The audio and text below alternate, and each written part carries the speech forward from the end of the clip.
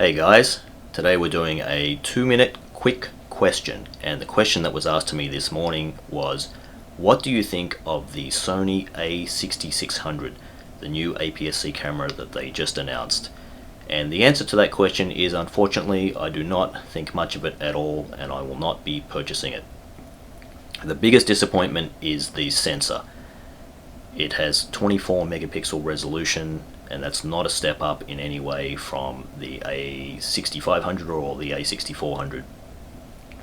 Especially when Canon announced the EOS M6 Mark II with the 32 megapixel sensor, and even the Fuji X-T3 has a 26 megapixel sensor, which is made by Sony, by the way. So 24 megapixels is not that interesting, especially when you can use the A7R4 with its 61 megapixel full frame sensor and shoot in crop mode and get a 26 megapixel image.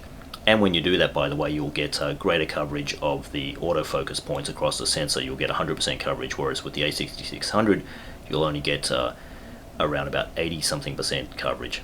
So A6600 is not that interesting, and I'm going to use the A7R4 as a full frame camera mostly, and then switch to crop mode when it makes sense to do that, and still get a higher resolution image than the A6600. And for video, I will continue to use the Sony RX100 Mark VII, which is what I'm filming on right now. So there's the answer to the question. Thanks for watching. I'll see you in the next one. Bye.